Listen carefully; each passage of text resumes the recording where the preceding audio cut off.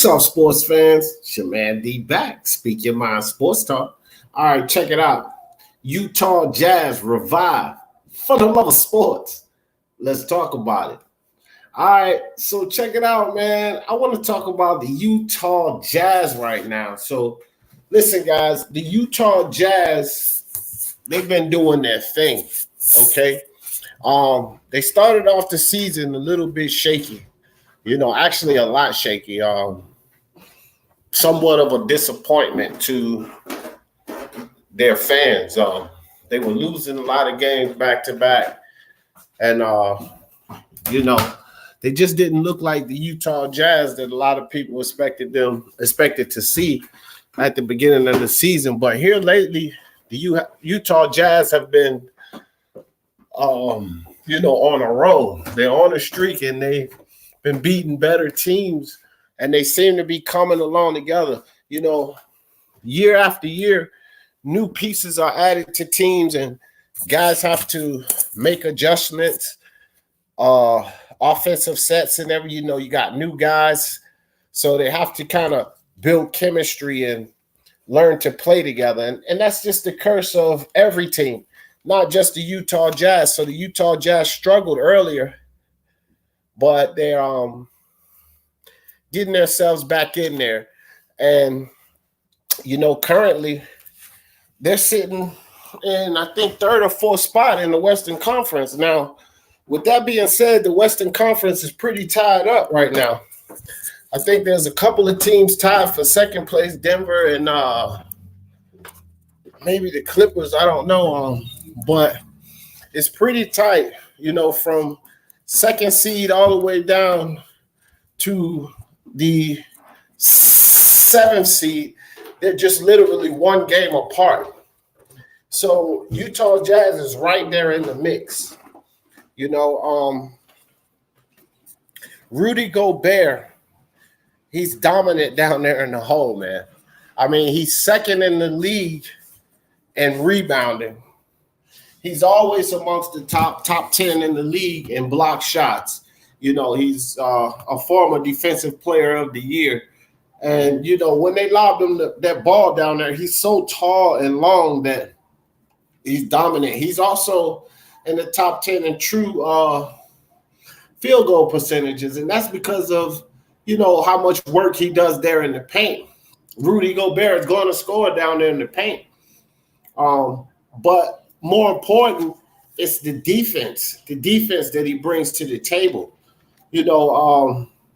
Utah Jazz also, at this point, guys, they're the best three-point shooting team in the league, percentage-wise. They're shooting at 39%, almost 40% from three-point line. And y'all guys know that this is a three-point era. And if you can shoot that three-point ball that well in this league, then you're going to be in there. It's hard to keep a team down when they can strike back on you, from beyond that arc. Donovan Mitchell has definitely stepped it up, and they needed him to do such because this team has to, they're going to rely on Donovan Mitchell. That is one of their star players, and he had to have come alive to get this team going, and he's done just that.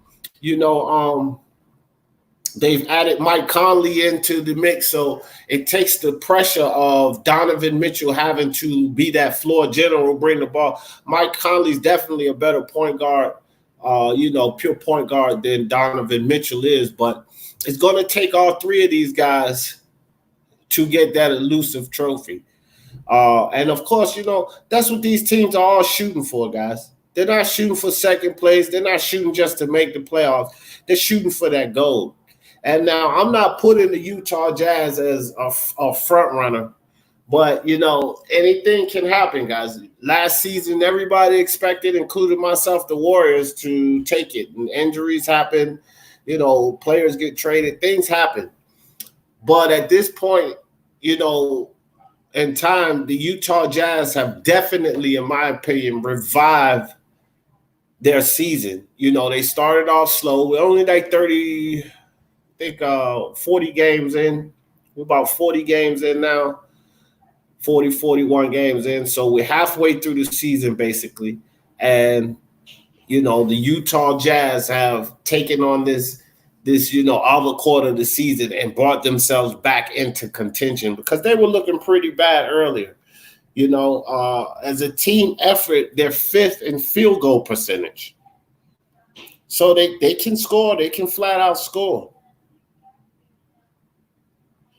And let me tell you guys something too. The Utah Jazz, they're 2-1 against the Los Angeles Clippers. So that should give you some type of indication that this is not a weak team.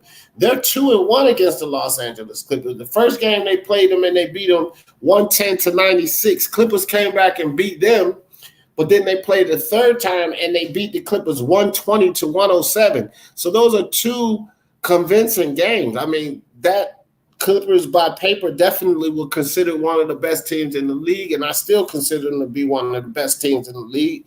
This Jazz team has also taken out the 76ers, and they've also beaten the best team in the league, the Milwaukee Bucks. One of those 5 losses the Milwaukee Bucks have on their records comes from the hands of the Utah Jazz. 103-100 they beat them. And Donovan Mitchell, like I said, he's doing well and he needs to step it up. Right now, he's shooting like 24.2 points per game and, 4 rebounds, 4 assists, and the assist numbers, you got Mike Conley there. So that his assist numbers don't have to be super high, but he's shooting 46% from the field and 35.5% from 3-point line. So Donovan Mitchell is coming along. The team is starting to get that chemistry that they need. And, guys, look, this is the team right here. Bogdanovich, man, that guy's, I'm wondering Bogdanovich could literally be an all-star this year. That team's ready, and they're revived, and they've brought their season back, and I expect big things from the Utah Jazz. So I just wanted to talk about this Jazz team right quick. Andre, appreciate you coming through, bro, just to show it live, talk about the Utah Jazz. And everybody that watched the playback, make sure you hit that like and that subscribe button for me. And y'all know how I always end this thing. For the love of sports, let's talk about it. Peace. Block, pull up to the block and you can shop. Watch out.